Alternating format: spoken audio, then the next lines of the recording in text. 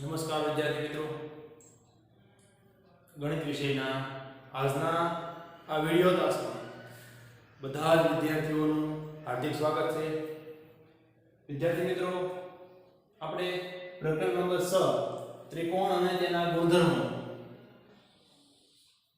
માં ત્રિકોણ વિશે માહિતી મેળવતા આપણે છેલ્લા તાસમાં તાસ નંબર 4 માં ત્રિકોણમાં અંતર્ગત બાજુ અને અંતર્ગત એંગલ વિશેની માહિતી મેળવેલી કે ભાઈ કોઈ પણ બે બાજુ વચ્ચેનો તમને અંતર્ગત એંગલ મેળવવાનો કે તો કઈ રીતે મેળવવો, અથવા કોઈ પણ બે એંગલની તમને અંતર્ગત બાજુ મેળવવાની કે તો કઈ રીતે મેળવવી.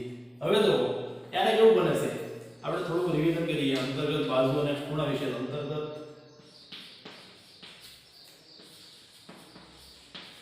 બાજુ અને ખૂણાઓ. તો અંતર્ગત બાજુ અને એંગલમાં તમને આકૃતિ આપેલી હોતી નથી.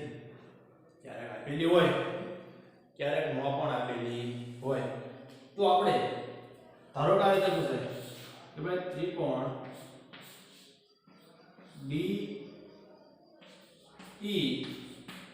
DEF માં રેખાખંડ DE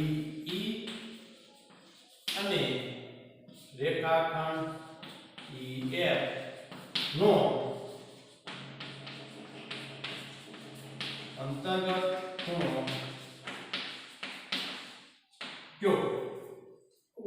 ત્રિકોણ DEF માં રેખાખંડ DE અને રેખાખંડ EF નો અંતર્ગત ખૂણો કયો? તો હવે આપણે આમાં આકૃતિ દોરવી પડે.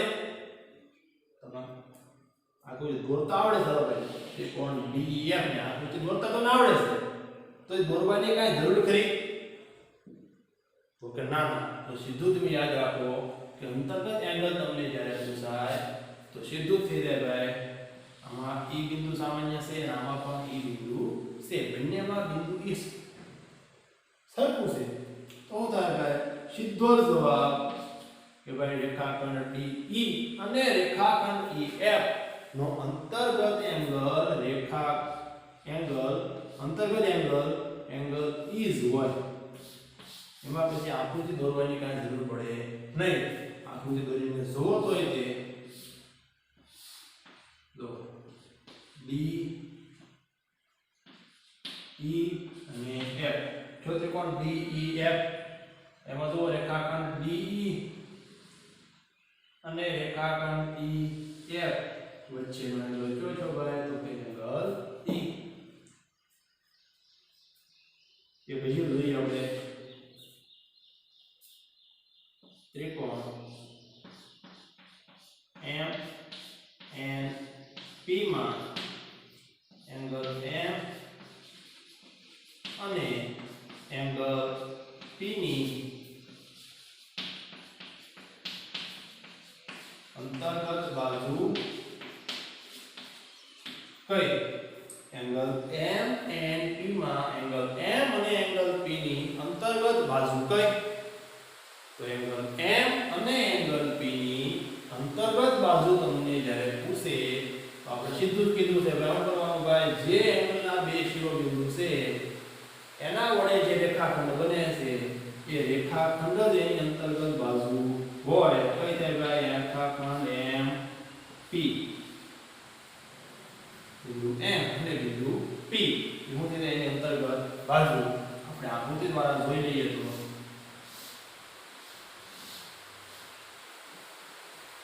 ત્રિકોણ MN અને P MNP. હવે હું તમને એંગલ M અને એંગલ P ની અંતર્ગત બાજુ કઈ? લો બંને એંગલ વચ્ચેની અંતર્ગત બાજુ કઈ થાય છે ભાઈ? રેખાખંડ MP. તો આ રીતે તમને અંતર્ગત બાજુ અને અંતર્ગત એંગલના પ્રશ્નો પૂછાઈ શકે. જો સીધી રીતે ન આવડે તો આકૃતિ દોરીને જોઈ લેવાનું, અને જો સીધું સમજાઈ જાય છે કે ભાઈ આમાં આ રીતે કરવાનું છે તો આકૃતિ દોરવાની પણ જરૂર પડે નહીં. તો ખાસ અંતર્ગત બાજુ અને અંતર્ગત એંગલ ના પ્રશ્નો આ રીતે પૂછાય છે. હવે આપણે આગળ જોઈએ તો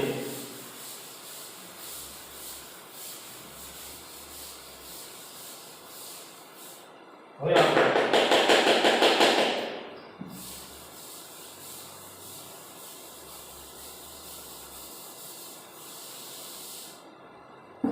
આગળ જોઈએ તો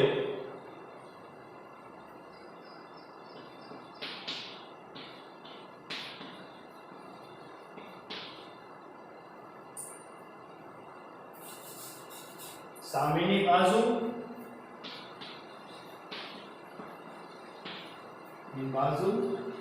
અને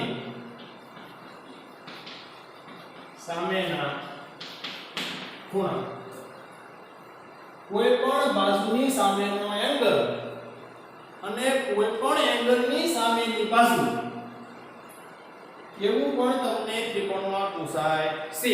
આપણે આકૃતિ દોરીને જોઈએ, ઉદાહરણ લઈએ.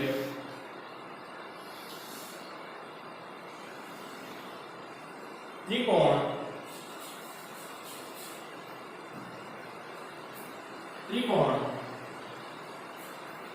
A B C ત્રિકોણ A B C. હવે એમાં તમને એંગલની સામેની બાજુ પૂછે અને બાજુની સામેનો એંગલ પૂછે. ખાસ જોજો, એંગલની સામેની બાજુ પૂછે અને બાજુની સામેનો એંગલ પૂછે. પહેલો પ્રશ્ન તમને પૂછું તો એંગલ A ની સામેની બાજુ કઈ? સામેની બાજુ કઈ? એંગલ A ની સામેની બાજુ કઈ? જો આકૃતિમાં એંગલ A એટલે આ એંગલ જો ભાઈ, તો આની બરોબર સામે કઈ બાજુ થાય ભાઈ? તો કે બાજુ થાય રેખાખંડ BC. ખાસ જોજો ભાઈ, એંગલ A ની સામેની બાજુ કઈ થાય? તો કે એંગલ A ની સામેની બાજુ થાય રેખાખંડ BC. અહીંયા ઊભા રહીને તમે સીધું જોવો તો તમને કઈ બાજુ બતાવે ભાઈ? તો કે રેખાખંડ BC. એ શું થાય? એંગલ A ની સામેની બાજુ કઈ થાય ભાઈ? રેખાખંડ BC. સમજાય છે ભાઈ? એંગલ A ની સામેની બાજુ કઈ થાય? રેખાખંડ BC. બીજું સીધું યાદ રાખો, સીધું જ યાદ રાખો. તો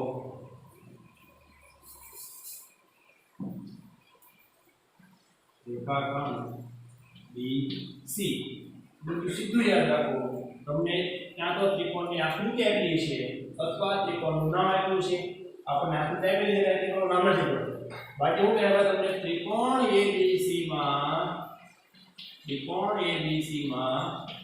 એંગલ A ની સામેની બાજુ કઈ? એંગલ A ની સામેની બાજુ કઈ?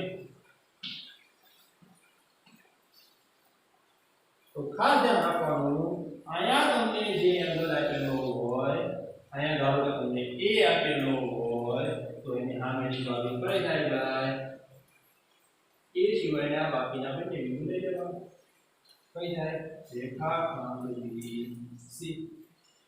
ધારો કે અહીંયા તમને આપ્યું હોય B, અહીંયા તમને આપ્યું હોય B, તો B ને કાઢી નાખો. શું થાય?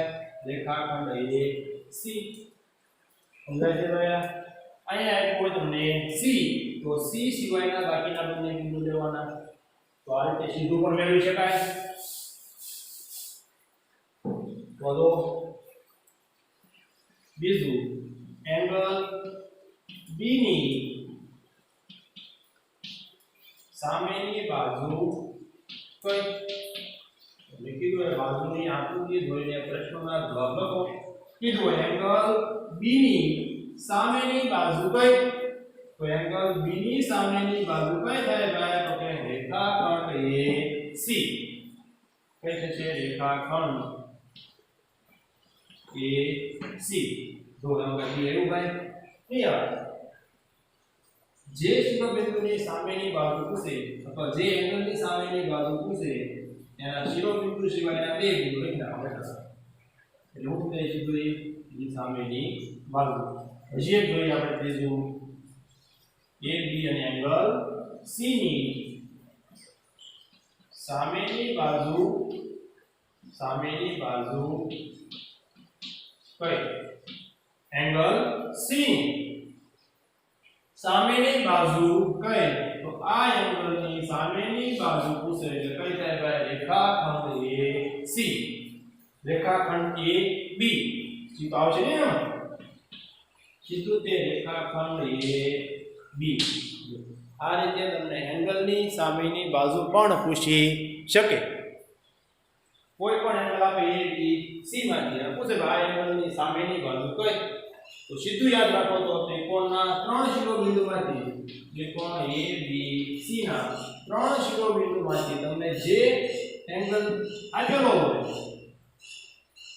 જે એંગલનું સામેની બાજુ પૂછેલી હોય એ શિરોબિંદુ સિવાયના બે બિંદુથી બનતો રેખાખંડ એ એની સામેની બાજુ થાય એંગલ A ની સામેની બાજુ રેખાખંડ BC એંગલ B ની સામેની બાજુ રેખાખંડ AC અને રેખાખંડ અને એંગલ C ની સામેની બાજુ રેખાખંડ AB તો આ રીતે સામેની એંગલની સામેની બાજુ એ પણ તમને પૂછી શકે અંતર્ગત બાજુઓ પૂછે અંતર્ગત એંગલો પૂછે અને એંગલની સામેની બાજુ એ પણ પૂછે આગળ જોઈએ તો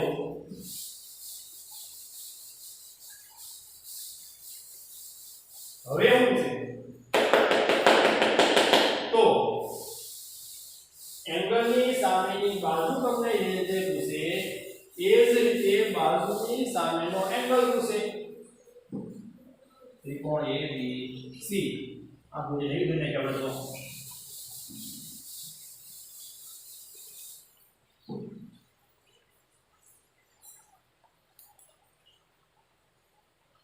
હવે જોઈએ તો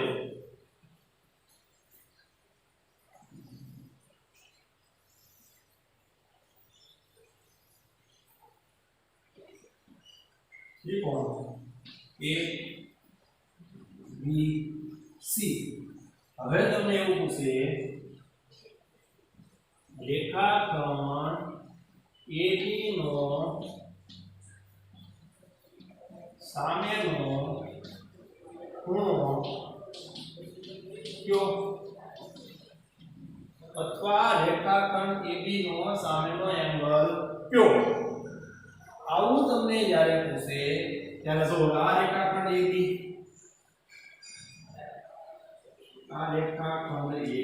તો રેખાખંડની સામે કયો એંગલ થવાનો ભાઈ જો આખો રેખાખંડ લ્યો તો સામે કયો એંગલ લીધો માત્ર C સમજાય છે તો આની સામેનો એંગલ કયો થાય ભાઈ એંગલ C રેખાખંડ AB નો સામેનો એંગલ કયો થાય એંગલ C અથવા સીધું યાદ રાખો ત્રિકોણ ABC માં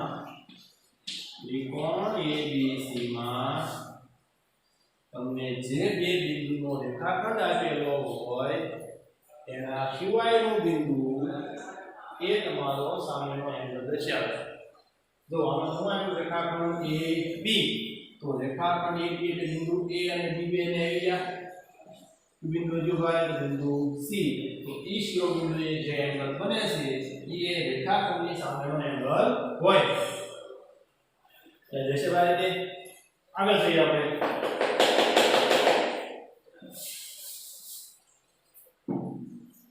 આગળ જોઈએ તો પ્રશ્ન બીજો રેખાખંડ BC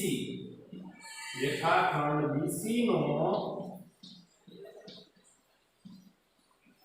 સામેનો એંગલ કયો સામેનો ખૂણો કયો એવું પણ તમને પૂછાય રેખાખંડ BC નો સામેનો ખૂણો કયો તો જો રેખાખંડ BC આ બાજુ થઈ ગઈ આ બાજુની સામેનો એંગલ કયો થાય તો સીધું જો હું બધા માત્ર ભાઈ A તો આ બાજુની સામેનો એંગલ કયો થાય ભાઈ તો કે એંગલ A તો B અને C બંને આમાં આવી ગયા રેખાખંડમાં ભાઈ માત્ર બિંદુ બીજું A એ શિરોબિંદુ જે એંગલ બને છે તે તમારો સામેનો એંગલ થાય હવે પ્રશ્ન ક્રમાંક 3 રેખાખંડ AC નો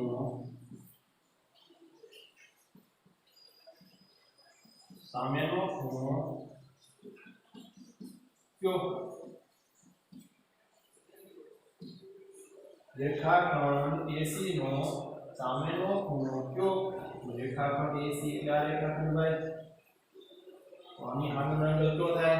તો કે રેખાખંડ AC નો સામેનો એંગલ થાય એંગલ B. તો થશે ભાઈ એંગલ B. A અને C બંને બિંદુ આવી જશે. માત્ર મને કયું બિંદુ જોવા ત્રણ શિરોબિંદુમાંથી તો બિંદુ B. તો એ શિરોબિંદુને જે એંગલ બને છે એ શું થશે ભાઈ? રેખાખંડ AC નો સામેનો એંગલ. યાદ જ રાખવાનું ત્રિકોણના ત્રણ શિરોબિંદુઓ કેટલા હોય? A, B અને C. તમને બાજુની સામેનો એંગલ પૂછશે એટલે આમાંથી કોઈ પણ બે બિંદુ રેખાખંડ દર્શાવવા દેવાના. એના સિવાયનું જે ત્રીજું બિંદુ હોય, એના સિવાયનું જે ત્રીજું શિરોબિંદુ હોય એ બિંદુ સામેનો એંગલ દર્શાવે. તો આ રીતે તમને અંતર્ગત બાજુ, અંતર્ગત એંગલ, બાજુની સામેનો એંગલ અથવા એંગલની સામેની બાજુ એટલા પ્રકારના પ્રશ્નો પૂછાઈ શકે. બધાની આપણે રીતે માહિતી મેળવી, બધાના પ્રશ્નો પણ જોયા. હવે તમારી રીતે કોઈ પણ ત્રિકોણ લઈને થોડી વધારે પ્રેક્ટિસ કરી લેજો જેનાથી તમને વધારે માહિતી યાદ રહે. તો આજના આ તાસમાં બસ આટલું. ફરી એકવાર મળશું નવી માહિતી સાથે. જય હિન્દ.